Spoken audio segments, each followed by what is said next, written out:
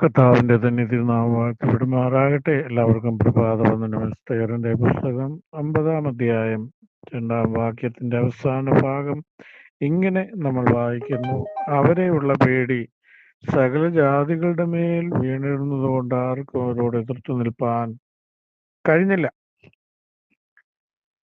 അപ്പോൾ ഈ ചരിത്ര ഭാഗങ്ങൾ നമുക്കറിയാം. പ്രവാസത്തിലേക്ക് പോയ നെബൂഖദ്നേസറിന്റെ കാലത്ത് പ്രവാസത്തിലേക്ക് പോയ യഹൂദ വംശത്തിൽ ശേഷിച്ചിരിക്കുന്ന അല്പജനമാണ് അഹശ്വേരോശിന്റെ രാജ്യത്ത്, അല്ലെങ്കിൽ മധ്യപാർശ്യ രാജ്യങ്ങളിലെ ഇപ്പോൾ ശേഷിച്ചിരിക്കുന്നത്. അപ്പോൾ ഈ ശേഷിപ്പിനെയും കൂടെ ഇല്ലാതാക്കുവാൻ ശ്രമിക്കുന്ന ഒരു ശത്രുവിന്റെ തന്ത്രത്തെ നമുക്ക് അവിടെ കാണുവാൻ. ഉള്ള ശേഷിപ്പിന് അല്പമേ ഉള്ളൂ എങ്കിലും ആ ശേഷിപ്പിനെ 127 സംസ്ഥാനങ്ങളാണ് അഹശ്വേരോശ് ഭരിക്കുന്നത്, ഇന്ത്യ ഉൾപ്പെടെ എന്നവിടെ കാണുന്നു. ചരിത്രകാരന്മാരുടെ അഭിപ്രായത്തിൽ ഒരു പക്ഷേ അത് ഇന്ത്യ ആയിരിക്കാമെന്നും പറയുന്നുണ്ട്. അപ്പോൾ ഈ 127 സംസ്ഥാനങ്ങൾ ഭരണം നടത്തിക്കൊണ്ടിരിക്കുന്ന ഈ രാജാവിന്റെ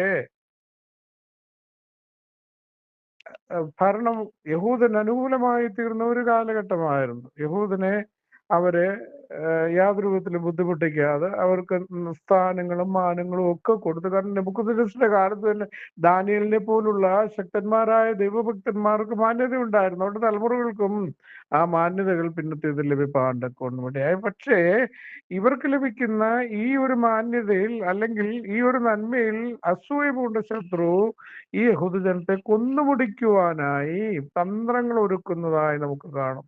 അപ്പോൾ 127 സംസ്ഥാനങ്ങളിലും യഹൂദജനത്തെ ഇന്ന ദിവസം മുഴുവനായി തച്ചുടച്ച് കൊന്നുപിടിച്ച്, കുഞ്ഞുകുട്ടി ആബാലവൃത്തത്തെ കൊന്നുപിടിച്ച് അവരുടെ സ്വത്തുക്കൾ കൈവശമാക്കണമെന്നൊരു കൽപ്പന രാജസന്നിധിയിൽ നിന്ന് ശത്രു ഉപായത്താൽ രാജാവിൽ നിന്നുള്ള അനുവാദം സമ്പാദിക്കുവാൻ്റെ കൊണ്ടുമിടയായി.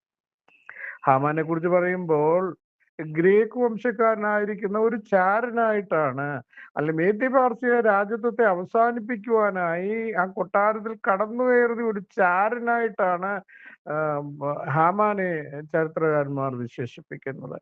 കാരണം ഇവന്റെ കൂടെ വന്ന 2 ഷണ്ണന്മാരാണ് രാജാവിനെ കയ്യേറ്റം ചെയ്തതായി അവിടെ പുസ്തകത്തിൽ രേഖപ്പെടുത്തി. കയ്യേറ്റം ചെയ്യുമ്പോൾ മൊർദെഖായിയാണ് വാതിൽക്കാവൽക്കാരനായിരിക്കും. മൊർദെഖായി രാജസന്നിധിയിൽ അറിയിക്കുകയും രാജാവിന്റെ പ്രാണൻ രക്ഷപ്പെടുകയും ചെയ്ത ഒരു സംഭവം ഇതിന്റെ കൂട്ടത്തിൽ കൂട്ടിച്ചേർത്ത് നമുക്ക് വായിക്കുവാനുണ്ട്. അപ്പോൾ യഹൂദജനത്തിന് വലിയ ഭീതിയും പരിഭ്രമവും. ഇന്ന് നാമൊക്കെ ആയിരിക്കുന്നവർ പലപ്പോഴും ശത്രുവിന്റെ ആരവം കേൾക്കുമ്പോൾ ജീവിതത്തിൽ പ്രതിസന്ധിയുടെ മുമ്പിലായിരിക്കും. അല്ലെങ്കിൽ ഇസ്രായേൽ ജനം ചെങ്കടലിന്റെ മുമ്പിൽ നിന്ന് എങ്ങനെ പരിഭ്രാന്തിയോട് നിലവിളിച്ചുവോ, അവരുടെ ജീവിതത്തിൽ എന്തു പറഞ്ഞ് അസ്തപ്രജ്ഞരായി എന്ന് പറയുമ്പോൾ അവരുടെ പ്രാണൻ നഷ്ടപ്പെട്ടു, ചൈതന്യം, ഒരു അശേഷം ചൈതന്യമില്ലാത്ത ഒരു അനുഭവം അവരുടെ ജീവിതത്തിൽ മുഴുവന്റെയും മോശ ഉൾപ്പെടെയും ജീവിതത്തിൽ കടന്നു വന്നു. പക്ഷെ അവിടെ നിലവിളി ഉയരുന്ന ഒരു അനുഭവം നമുക്ക് കാണുവാണ്ടൊക്കെ ഉണ്ട്. നിലവിളിയുടെ മുമ്പിൽ ദൈവം ഇറങ്ങി വന്നു. ഈ മോശയോട് ദൈവം പറയുന്നത്, എന്റെ ജനത്തിന്റെ കഷ്ടത ഞാൻ കണ്ടു, എന്റെ ജനത്തിന്റെ എന്റെ ജനത്തിന്റെ നിലവിളി ഞാൻ കേട്ടു എന്ന് മോശ. അപ്പോൾ ദൈവത്തിന്റെ ഇതിന് എവിടെ നിലവിളി വരുന്നു, എവിടെ കണ്ണുനീരൊഴുക്കുന്നു, അവിടെ ദൈവപ്രവൃത്തി വെളിപ്പെടും. ഇവിടെ രക്ഷപ്പെടുവാൻ ഇവർക്ക് മാർഗങ്ങളൊന്നുമില്ല. പക്ഷേ ദൈവം അതിനു മുമ്പേ യഹൂദ വംശക്കാരിയായിരിക്കുന്ന എസ്തേറിനെ ഈ സ്ഥാനത്ത് പെട്ടെന്ന് കൊണ്ടുവരുവാണ്ടൊക്കെ നമ്മുടെ നിസാര കാര്യത്തിന്റെ മുമ്പിൽ വസ്തിയെ മാറ്റിയിട്ട് എസ്തേറിനെ രാജ്ഞിയാക്കി തീർക്കും. ഇതെല്ലാം ദൈവത്തിന്റെ ഒരു പദ്ധതിയാണ്. ഇങ്ങനെയുള്ള ഒരു പ്രതിസന്ധിയിൽ കൂടി കടത്തിവിട്ടിട്ട് ദൈവം അവരോട് കൂടെ ഉണ്ടെന്ന് ദൈവം അവർക്ക് വെളിപ്പെടുത്തുകയാണ് ചെയ്തത്.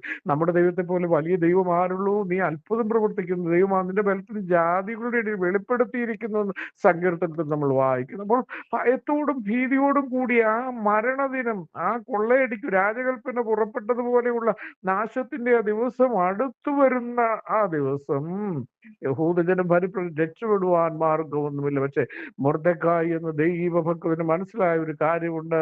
ഞാൻ രട്ടുടുത്ത് ഞാൻ ചാരത്തിൽ കിടന്ന് എന്റെ ദൈവത്തോട് നിലവിളിച്ച ദൈവം എന്റെ പ്രാർത്ഥന കേൾക്കുമെന്നുള്ളൊരു വിശ്വാസത്തോടുകൂടി തന്റെ മുഴങ്കാലുകൾ ഭക്ഷണം പിടിച്ച് മുഴങ്കാലുകൾ മടക്കുവാൻ മൊർദെഖായി തീരുമാനിച്ച നിമിഷം സകലതും മാറി മറിയുവാണ്ട് കൊണ്ടുമിടയായി യഹൂദനെ കുറിച്ചുള്ള ഭീതി മുഴുവൻ 127 സംസ്ഥാനങ്ങളിലും നിനേവെ ഉൾപ്പെടെയുള്ള തലസ്ഥാനത്തുൾപ്പെടെ വെളിപ്പെടത്തക്കവണ്ണം വലിയൊരു ദൈവപ്രവൃത്തി മൊർദെഖായി തന്നെ മുഴങ്കാൽ മടങ്ങിയപ്പോൾ, അല്ലെ എസ്തേർ തന്നെ മുഴങ്കാൽ മടങ്ങിയ രാജസന്നിധിയിലേക്ക് യൗവന യൗവനക്കാരിയായിരിക്കുന്ന ഒരു പെൺകുട്ടിയാണ്, രാജ്ഞിയാണ്. അവൾക്ക് ഉപവസിക്കേണ്ട കാര്യമൊന്നുമില്ല, അവളുടെ പ്രാണൻ. പക്ഷേ ദൈവജനത്തിന് വരാൻ പോകുന്ന ആപത്തിന് മുമ്പ് മൊർദെഖായിയുടെ ആജ്ഞപ്രകാരം ഭക്ഷണം വെടിഞ്ഞ് 3 ദിവസം ഉപവസിക്കുവാൻ ആ പാവപ്പെട്ട ആ പെൺകുട്ടി തയ്യാറായതുകൊണ്ട്, അല്ലെ വയോധികനായ മൊർദെഖായി തയ്യാറായതുകൊണ്ട്, ദൈവം അവർക്ക് വേണ്ടി ഇടപെട്ട് കഴിഞ്ഞപ്പോൾ എഴുതിയിരിക്കുന്ന വചനമാണ് അവിടെ വായിച്ചത്.